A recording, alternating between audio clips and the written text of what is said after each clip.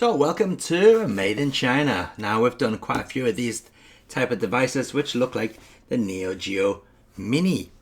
Well, today we're going to take a look at a device that looks more like a regular Western style arcade cabinet. Oh yes, this is the arcade game Plug and Play. Yes, that means you can connect it to a TV. And as you can see on the back, it comes in various different colors as well. Good stuff. But what type of machine is it? Well, I can tell you it is not an arcade machine, but it's also not a Famicom clone, so that is a good point. So inside the box, we've got a couple of cables. We've got a USB mini charging cable and the video out cable, composite only, of course. We have the user's manual.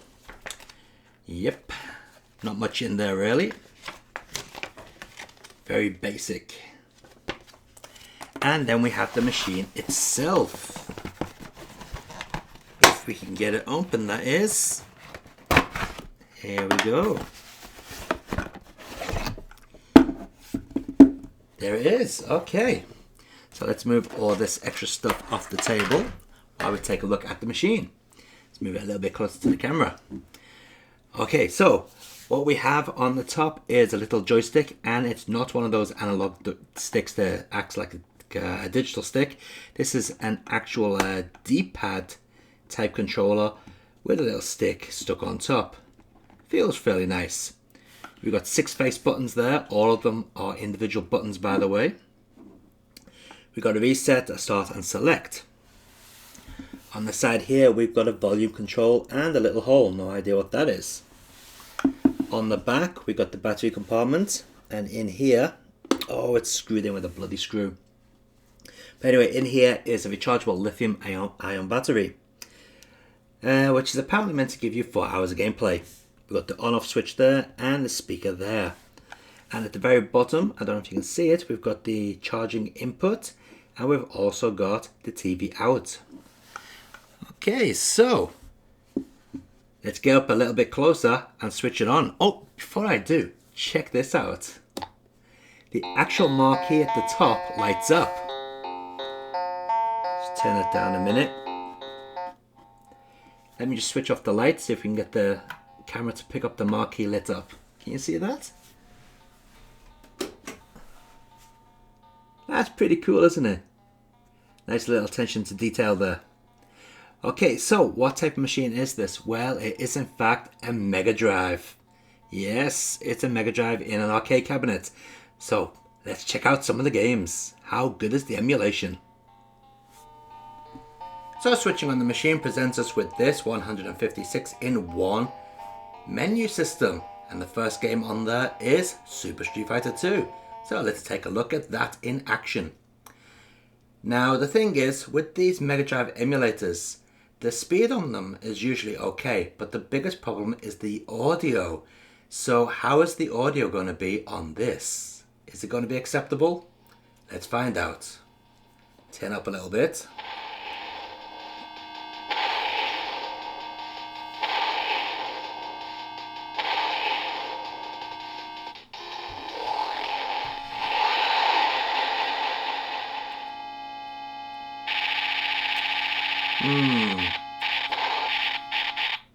The audio does seem a little bit off, doesn't it? Let's get into the game.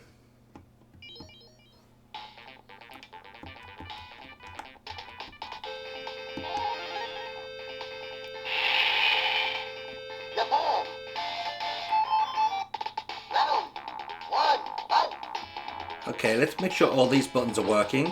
Punch, medium punch. Oops, heavy punch. Come on, you stop kicking my ass. Okay, light kick. No. I can't even check the buttons. I'm just getting destroyed.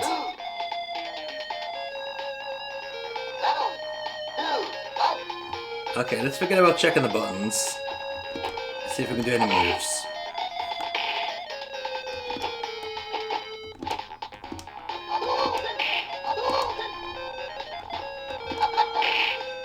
Yes, I can. I can do moves, so the joystick isn't that bad, actually.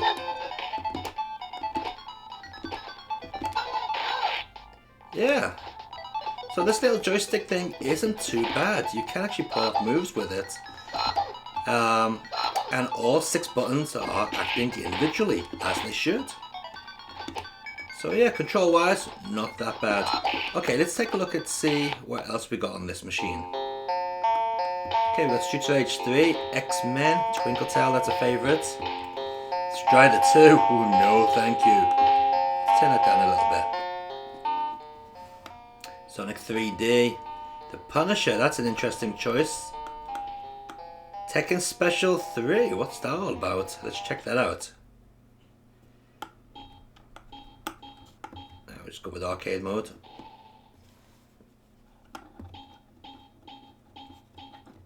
Quite a few characters there. Let's go with Nina. Let's turn up a little bit. A bit too much.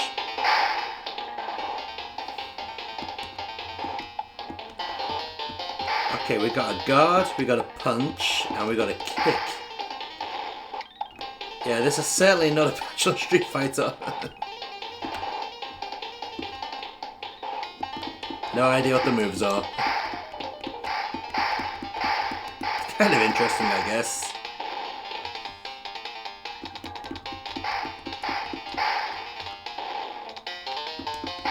Awful.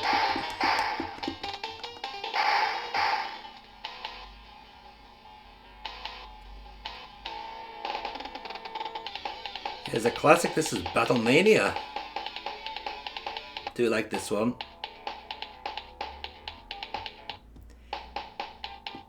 So we'll see how well this stick holds up for shoot 'em ups.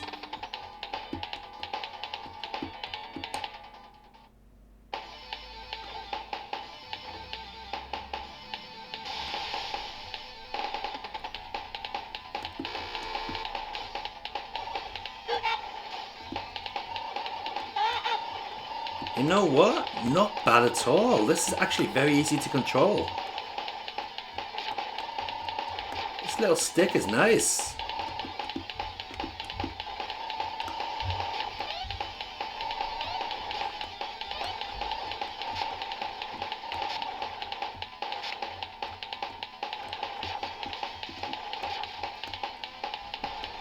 Okay, so let's try it with a platformer, see how that works.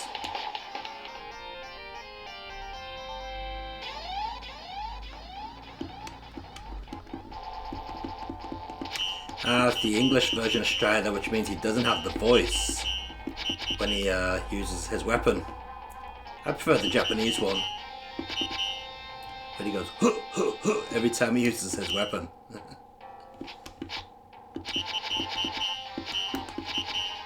But yeah, again, a platform action game is working really well with these controls.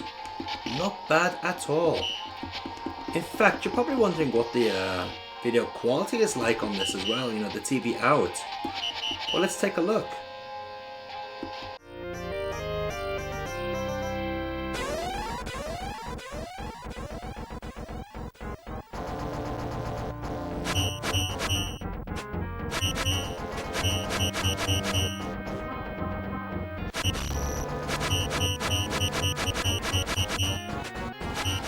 Yeah, as you can expect, the TV out quality isn't that good.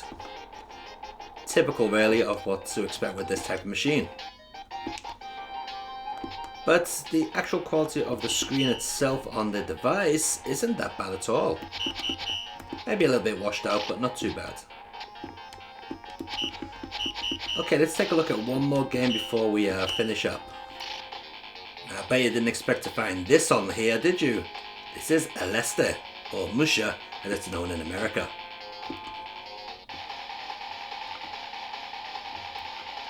Now this game does require pretty good controls, so hopefully this stick won't let us down. Where's my fire? Oh, there it is.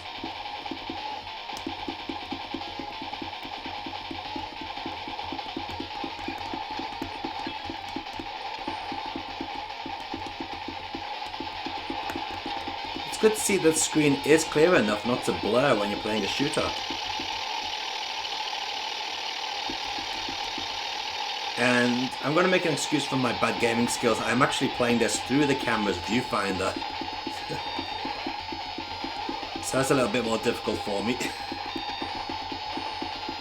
But yeah, this stick is working pretty well and the buttons are responsive. The only thing that lets it down is the audio.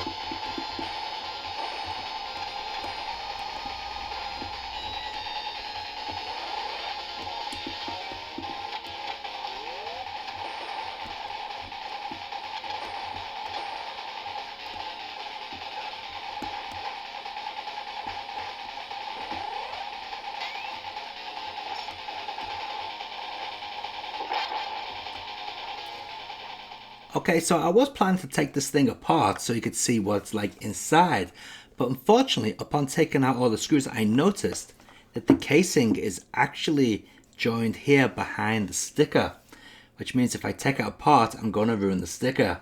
And I kind of like the look of this thing, so I don't really want to ruin the sticker on the side. So unfortunately I cannot take it apart. But now that we've got the back off, you can see the little lithium ion battery that comes with it, and that apparently is don't know, it doesn't actually say how many milliamps it is on the... Oh yes, we do, at the very bottom it's a 700 milliamp battery at 3.7 volts.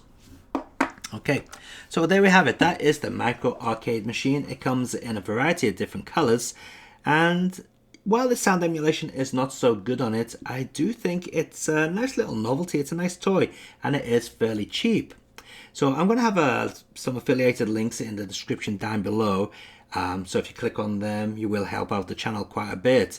And also there will be a discount code to get it at a slightly cheaper price than it's usually on sale for. So yeah, controls are not too bad. And as I said, it's a nice toy. It's not going to be the best gaming machine out there, obviously, but as a little novelty, you can do a lot worse than this. Check it out.